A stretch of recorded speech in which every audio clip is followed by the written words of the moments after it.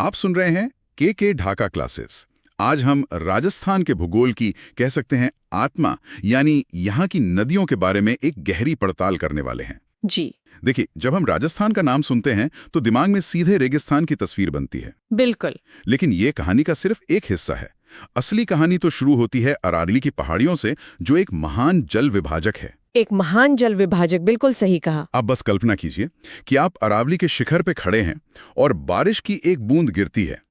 उसका भविष्य वहीं तय हो जाता है। अगर वो पूरब की ओर बही तो सीधा बंगाल की खाड़ी तक का लंबा सफर तय करेगी, और अगर पश्चिम की ओर लुढ़की तो अरब सागर की तरफ चली जाएगी। और कुछ बूंदें ऐसी भी हैं जो कहीं नहीं पहुंच पाती, बस राजस्थान की धरती में ही समा जाती हैं। आज हम पानी की इसी यात्रा को समझेंगे। बिल्कुल। और ये विषय रीट, आरपीएससी और स्कूल व्याख्याता जैसी परीक्षाओं के लिए तो महत्वपूर्ण है ही, पर ये राजस्थान के जीवन को समझने की कुंजी भी है। जी। अरावली के इसी विभाजन के कारण राजस्थान का जो अपवाह तंत्र है, मतलब नदियों का जाल, वो 3 हिस्सों में बटा हुआ है। 3 हिस्सों में? हाँ। सबसे बड़ा और सबसे अनोखा हिस्सा लगभग 60% आंतरिक अपवाह का है। अच्छा, 60%? जी, 60%। ये वो नदियां हैं जो रेगिस्तान में खो जाती हैं। फिर लगभग 23% हिस्सा बंगाल की खाड़ी की ओर जाता है और बचा हुआ 17% अरब सागर में। और दिलचस्प बात यह है कि भारत के कुल सतही जल का सिर्फ 1.16% ही राजस्थान के हिस्से आता है। बिल्कुल। इसीलिए यहाँ पानी की हर बूंद की कहानी बहुत कीमती है। तो चलिए सबसे पहले उन्हीं रहस्यमयी नदियों की बात करते हैं जो कहीं नहीं पहुंचती। 60% हिस्सा, ये तो बहुत बड़ा आंकड़ा है। इसमें सबसे बड़ा नाम तो घग्गर नदी का आता है। हाँ। इसे मृत नदी भी कहते हैं। ये नाम ही अपने आप में कहानी लगता है ना? घग्गर का इतिहास बहुत शानदार है। ऐसा माना जाता है कि ये प्राचीन सरस्वती नदी का ही बचा हुआ रूप है। अच्छा। आज इसका सफर हिमाचल की शिवालिक पहाड़ियों से शुरू होता है। वहां से ये उत्तर राजस्थान में हनुमानगढ़ और गंगानगर जिलों में प्रवेश करती है। जी। ज्यादातर समय तो इसमें प्रवाह बहुत कम रहता है, लेकिन जब मानसून में बाढ़ आती है तो यह नदी जैसे जिंदा हो उठती है और इसका पानी सीमा पार करके पाकिस्तान के फोर्ट अब्बास तक चला जाता है। अरे वाह! मतलब एक नदी जो ज्यादातर सूखी रहती है वो कभी-कभी अंतर्राष्ट्रीय बन जाती है। बिल्कुल। हमारे स्रोतों में इसके कुछ स्थानीय नाम भी हैं। हनुमानगढ़ में इसे नाली कहते हैं। नाली, हाँ, इसके संकरे रास्ते की वजह से शायद। जी। और वहीं पाकिस्तान में इसका नाम हकरा हो जाता है। हकरा। बिल्कुल। और आंतरिक प्रवाह में सिर्फ घग्गर ही नहीं है, एक और महत्वपूर्ण नदी है, कांतली। कांतली, हाँ। ये पूरी तरह से राजस्थान में ही जन्म लेती है और यहीं खत्म हो जाती है। सीकर की खंडेला पहाड़ियों से निकलकर करीब 100 किलोमीटर बहती है। तो ये पूरी तरह से राजस्थान में बहने वाली सबसे लंबी आंतरिक नदी हुई। एकदम सही। और इसका जो बहाव क्षेत्र है उसे तोरावाटी कहते हैं, जो बहुत उपजाऊ है। और सबसे बड़ी बात, इसी नदी के किनारे ताम्रयुगीन गणेश्वर सभ्यता फली फूली थी। अच्छा, तो ये नदियां सिर्फ पानी का स्रोत नहीं थी बल्कि सभ्यताओं की जननी भी रही हैं। जी। एक और नदी है साबी, जो जयपुर की सेवर पहाड़ियों से निकलकर हरियाणा की तरफ चली जाती है और इसके किनारे जोधपुरा सभ्यता के अवशेष मिले हैं। हाँ, लेकिन कुछ बहुत छोटी नदियां भी हैं, जैसे काकनी, ये जैसलमेर में बहती हैं और शायद राजस्थान की सबसे छोटी नदी है। हाँ, और इन छोटी नदियों का एक बहुत बड़ा काम है राजस्थान की खारी झीलों को भरना। अच्छा। जी। यहाँ एक बहुत ही दिलचस्प भौगोलिक संरचना देखने को मिलती है। सांभर झील इसका सबसे बेहतरीन उदाहरण है, जिसे भूगोल की भाषा में बालसन कहते हैं। बालसन, ये क्या होता है? इसे ऐसे समझिए जैसे पहाड़ों से घिरा एक बड़ा सा कटोरा हो। ठीक। जब बारिश होती है तो चारों तरफ की पहाड़ियों से छोटी छोटी नदियां उस कटोरे के केंद्र में पानी लाकर जमा कर देती हैं और पानी बाहर नहीं जा पाता। समझ गया, यही बालसन है। बिल्कुल। सांभर झील भी ऐसा ही एक कटोरा है, जिसमें मिंथा, रूपनगढ़, खारी और खंडेला जैसी नदियां आकर मिलती हैं। और मिंथा नदी तो सांभर में सबसे ज्यादा नमक लेकर आती है। तो ये सारी नदियां केंद्र की ओर आती हैं। जी। इसी पैटर्न को अभिकेंद्रीय प्रतिरूप या सेंट्रिपिटल पैटर्न कहते हैं। वाह! मतलब राजस्थान की जमीन की बनावट ही ऐसी है कि यहाँ नदियां समुद्र तक पहुंचने के बजाय झीलों में ही कैद हो जाती हैं। चलिए अब उन नदियों की बात करते हैं जो अपना रास्ता पूरा करने की कोशिश करती हैं। जी। पश्चिम की ओर यानी अरब सागर की ओर बहने वाली नदियां।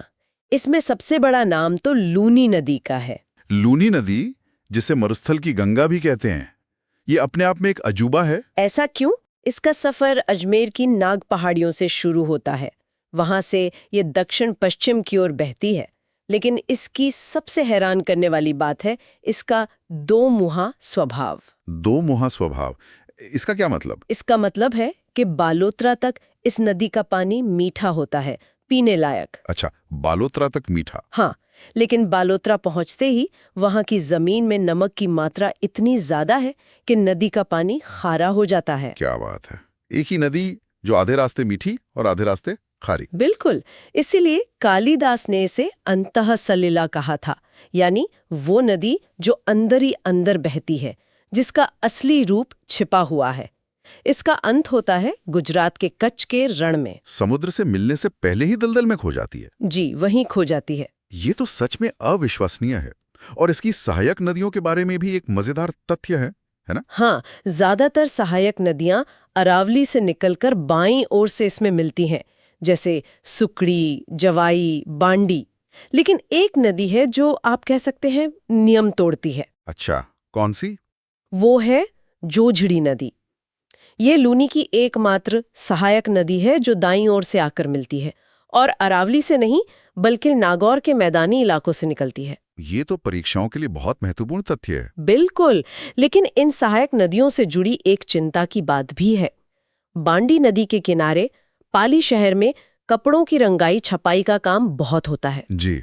और उसका जो केमिकल वाला पानी है वो नदी में छोड़ दिया जाता है, जिससे ये नदी बहुत प्रदूषित हो गई है। यानी विकास की अपनी कीमत है।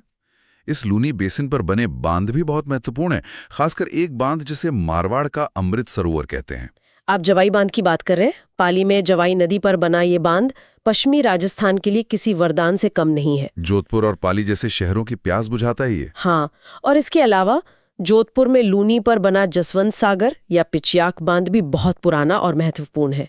ये बांध इस सूखे क्षेत्र में जीवन रेखा का काम करते हैं। अरब सागर तंत्र में एक और नदी है जो अपनी चाल के लिए मशहूर है, माही नदी। माही नदी, जिसे आदिवासियों की गंगा भी कहते हैं, इसका रास्ता बहुत अनोखा है। अनोखा कैसे? देखिए, ये मध्य प्रदेश की मेहद झील से निकलकर दक्षिण से राजस्थान में प्रवेश करती है, फिर बांसवाड़ा और डूंगरपुर से बहते हुए वापस दक्षिण की ओर मुड़कर गुजरात चली जाती है। अच्छा, तो एक उल्टे यू जैसा आकार बनाती है। बिल्कुल, और इसी प्रक्रिया में ये कर्क रेखा को 2 बार काटती है। एक बार राजस्थान में प्रवेश करते समय और दूसरी बार बाहर निकलते समय। ये इसकी सबसे बड़ी भौगोलिक पहचान है। और इसी नदी पर राजस्थान के कुछ सबसे बड़े रिकॉर्ड भी बने हैं। जी हाँ, बांसवाड़ा के बुरखेड़ा में बना माही बजाज सागर बांध 3109 मीटर की लंबाई के साथ राजस्थान का सबसे लंबा बांध है।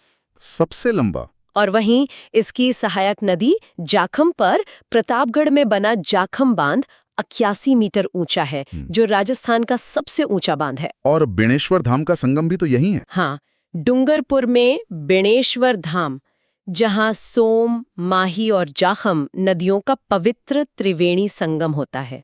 इसे आदिवासियों का कुंभ भी कहा जाता है। तो हमने उन नदियों को देखा जो रेगिस्तान में खो गई और उन नदियों को भी जो पश्चिम की ओर भागी। अब अरावली के शिखर पे वापस चलते हैं जी, और उन पानी की बूंदों का पीछा करते हैं जो पूरब की ओर बहीं। ये है बंगाल की खाड़ी का अपवाह तंत्र। और इसकी मुख्य नदी है चंबल, एक ऐसी नदी जो अपनी ताकत और गुस्से दोनों के लिए जानी जाती है। बिल्कुल, चंबल को राजस्थान की कामधेनु भी कहते हैं, क्योंकि ये साल भर बहती है। इसका सफर मध्य प्रदेश की जानापाव पहाड़ियों से शुरू होता है। लेकिन इसकी असली पहचान तो इसके बनाए हुए बीहड़ हैं। सही कहा, ये नदी जमीन को इतनी तेजी से और इतनी गहराई तक काटती है कि ऊबड़ खाबड़ और गहरी घाटियां बन जाती हैं, जिन्हें हम बीहड़ या बैडलैंड्स कहते हैं। भूगोल की भाषा में इसे अवनलिका, अपरदन या गली इरोजन कहते हैं। और इन्हीं बीहड़ों ने कभी डाकुओं को पनाह दी थी। जी, पर आज यही नदी बिजली और सिंचाई का एक बड़ा स्रोत भी है।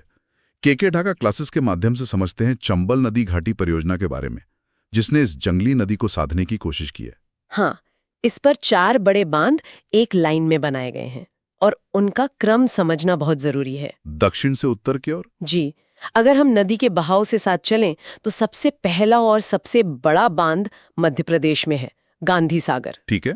जैसे ही नदी राजस्थान में प्रवेश करती है, चित्तौड़गढ़ में उसे मिलता है राणा प्रताप सागर बांध, जिसकी जल भराव क्षमता सबसे ज्यादा है। सबसे ज्यादा भराव क्षमता। हाँ, थोड़ा आगे कोटा और बूंदी की सीमा पर जवाहर सागर बांध है और आखिर में कोटा शहर में है कोटा बैराज। और कोटा बैराज का काम सिर्फ सिंचाई के लिए नहरें निकालना है? हाँ, बिल्कुल। इन 4 बांधों ने चंबल की ताकत को नियंत्रित किया है। चंबल पर सिर्फ बांध ही नहीं, कुछ और भी अद्भुत चीजें हैं। मैंने चूलिया जलप्रपात के बारे में पढ़ा है। हाँ, चित्तौड़गढ़ के भैंसरोड गढ़ के पास चंबल नदी 18 मीटर की ऊंचाई से गिरकर एक शानदार झरना बनाती है।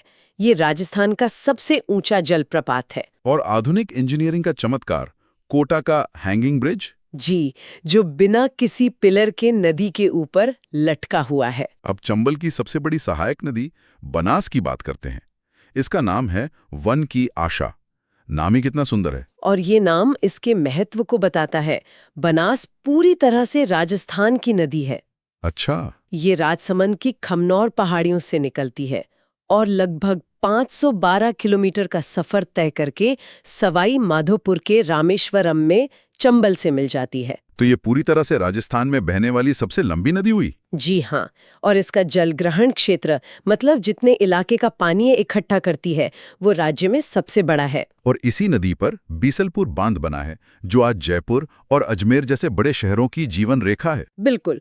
बीसलपुर राजस्थान की सबसे बड़ी पेयजल परियोजना है।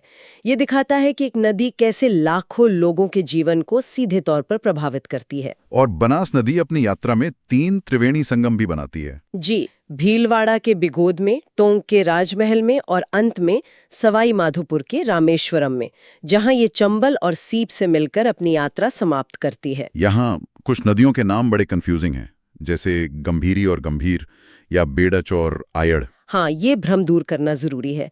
आयड़ नदी उदयपुर शहर से निकलती है, जी। लेकिन जैसे ही ये उदय सागर झील में गिरकर बाहर निकलती है, इसका नाम बेड़च हो जाता है। अच्छा। और चित्तौड़गढ़ का किला इसी बेड़च और गंभीरी नदी के संगम पर है। दूसरी तरफ है गंभीर नदी, जो करौली क्षेत्र में बहती है, जिस पर पाचना बांध बना है। बिल्कुल, अमेरिका के सहयोग से बना मिट्टी का सबसे बड़ा बांध, पांचना बांध। ये दोनों अलग अलग नदियां हैं। और ऐसा ही एक कंफ्यूजन बाणगंगा को लेकर भी है। इसे अर्जुन की गंगा कहते हैं, लेकिन अब इसकी कहानी कुछ बदल गई है। हाँ, बाणगंगा की कहानी थोड़ी दुखद है। ये जयपुर के बैराट से निकलती थी और सीधा यमुना में मिलती थी। हाँ, मिलती थी। लेकिन पिछले कुछ दशकों में इंसानी दखल और कम बारिश के कारण इसका प्रवाह इतना कम हो गया है कि अब ये यमुना तक पहुंच ही नहीं पाती। तो अब ये कहाँ जाती है? कहीं नहीं। 2012 में इसे आधिकारिक तौर पर रुंडित नदी यानी ट्रंकेटेड रिवर का दर्जा दे दिया गया। मतलब एक ऐसी नदी जिसका अंत रास्ते में ही हो जाता है।